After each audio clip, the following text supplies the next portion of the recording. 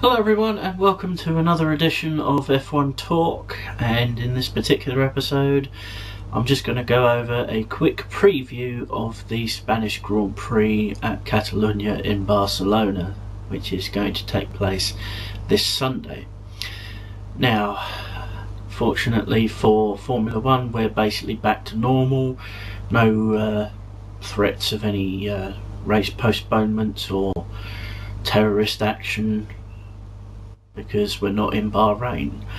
And quite frankly, it's a Grand Prix that I can't really give you an accurate prediction. We've had 3 days of testing in Mugello. Please see the previous episode for the results and thoughts of that particular testing period. But the problem I have with giving you a prediction is the fact that every single prediction I've given you, I know I've only given you 4, but every single prediction that I've actually given you has been 100% wrong. If I've guessed a McLaren's going to win, a Ferrari does. If I've guessed a Red Bull's going to win, we've had a Mercedes win. We've had 4 races and we've had 4 different winners. This weekend marks the quarter distance in the championship, and quite frankly it's rather scary that, you know, we're a quarter of the way through the season and it's closer to being over, you know, obviously with each passing race. But what I am going to say, because I'm reluctant to give you a pick, but I will say that Red Bull in the last race looked to be back on form, so I will give you a prediction of Sebastian Vettel for the race and pole position, because I think Red Bull in the weeks since the last Grand Prix would have pulled their socks up. So I will say Vettel for the pole position and the race win, and we'll just have to see how it plays out. Ferrari look to have gained, you know, a couple of tenths a lap, you know, and that could make all the difference. But it all just comes down to how many of the teams have actually made progress. News that I've been noticing is that McLaren are considering moving to the sort of stepped nose, where it goes down and then continues a bit. They are considering that. A few of the other teams are making making progress, obviously. But this is where the championship really starts. First European race of the season.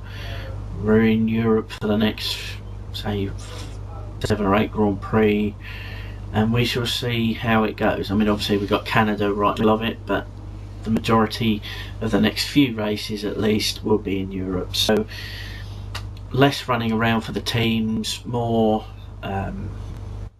stability, so to speak. So we'll see how it play out.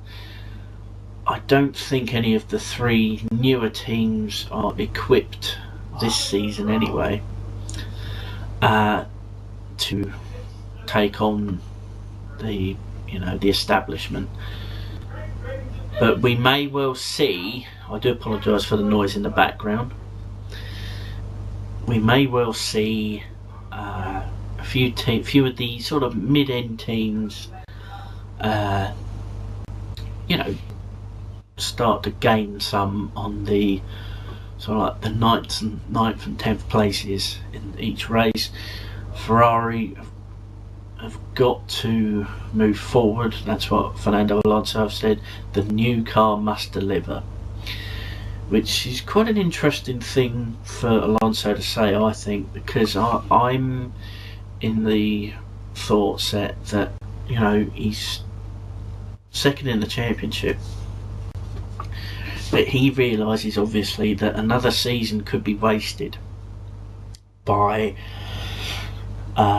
not being able to score big points, and that's basically what every driver's looking for now.